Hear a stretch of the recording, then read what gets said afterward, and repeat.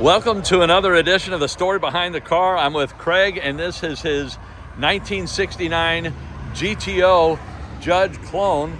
And how long have you had it, Craig? I bought this car back in 1995. Okay. Yeah, and it was kind of a mess. Yes. And I didn't know anything about bodywork. Okay. So I went to the library and got a book, How to Do Bodywork. Yeah. Then I went to Lowe's and bought a welder. Then I got some scrap metal. Yeah. And started practicing. Oh my gosh. And, so I did a lot of it. Yeah. Myself. I'm not a pro at it by any means. Yes. I was a salesman before this. Okay. During this whole time, I was a salesman. I are one as well. Yeah, so nothing wrong with that. Yeah. But anyway, I had lots of time on my hands. Yeah. I went from managing a carpet store, working 12 hours a day, 7 days a week, Yes. down to working 35 hours a week, so I needed something to do. And that's You were when I working bought part-time. Yeah, that's when I bought this car. And I'm going to walk around and just shoot some of it. So when you bought it, it was a GTO, correct? Yes, it was an orange GTO. Okay. And is this the original paint? No. Okay. The original color was green Okay. with a black vinyl top. Oh, okay.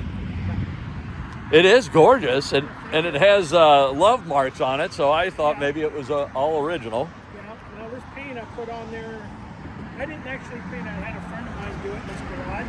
Okay. That was done back in 1998. Okay. So it's been on there a long time. Yeah, yeah. And it just gets scratches in and out of the garage and stuff. Yes. And it was a GTO, and then you made it a Judge clone. Correct. What all have you done to it? Well, I bought a new engine for it. Okay. When I bought the car, it had a 350 in it. Okay. A 350 three-speed manual transmission. Oh, wow. So I went to the junkyard and found me a date match engine, a date coded match engine. Okay. Out of a 68 Bonneville. Wow. And I took it up and had it rebuilt. You mind if I open the door, Craig? Go right ahead. And we'll pop the hood in a minute so we can see that. I went up and had the engine completely rebuilt. The head's done here in O'Fallon. Okay. Put it all back together. And I didn't actually build the engine because I'm not that technically inclined to do that stuff. Okay. But what I did back in the day, Ford Mustangs 5.0s were real popular. Well, I called the guy at Summit Racing. Yeah. And I told him, I said, this is what I got. And I want to be able to pull up against a Mustang 5.0, just like that one. Okay. Got a stoplight and blow its doors off. Yes. So he sent me everything I needed. Holy cow. Yeah.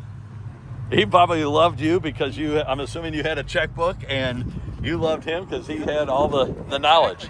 Exactly. Wonderful. And you got the original Missouri 1969 plate. Correct. I love the fact that you can register it in Missouri. Yeah, that's nice. Yeah.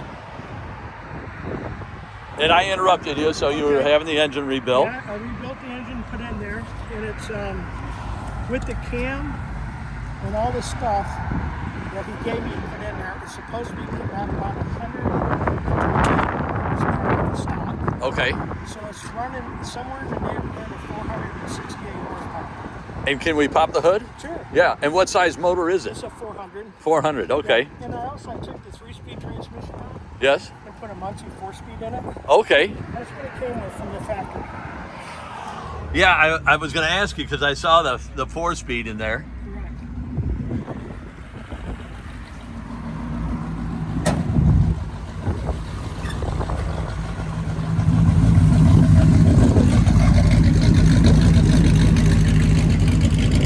These damn hot rodders.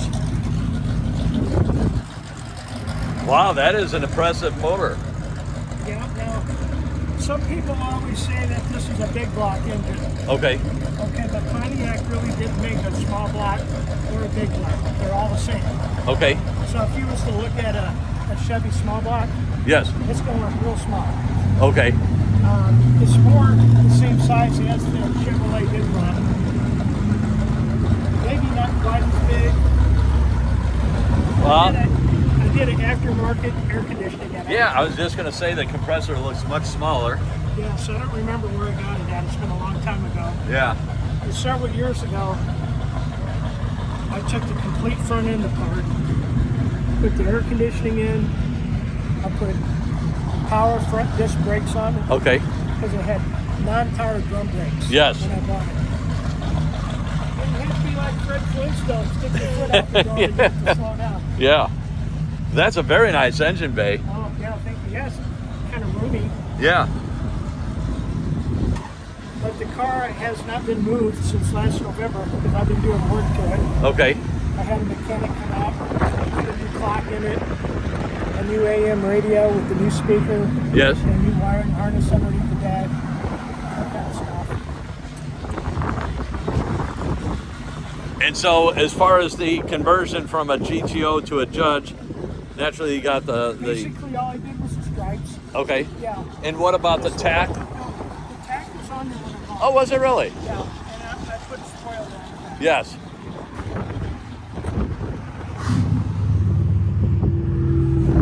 And I was at a car show in Chicago, and I was talking to a guy about the rear spoiler, and if you have your hand there, knuckle buster. Yes, sir. Yeah. Yeah. Well, thank you so much, Craig, for giving us the story behind your car. I would love for that. Yes. And I'm going to stand back here where I can really hear it.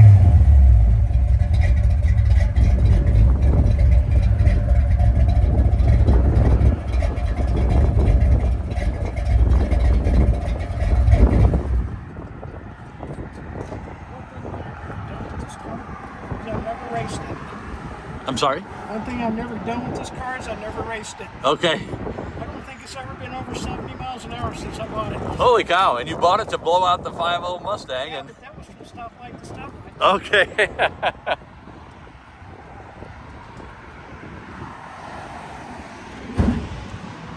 Well, Craig, thank you so much for sharing your story behind the car. And Well, you're quite welcome. I'm glad that you come over and got to enjoy it. yes, thank you so much. Appreciate it. Yeah, you have a good day. Thank you. Thanks, you too.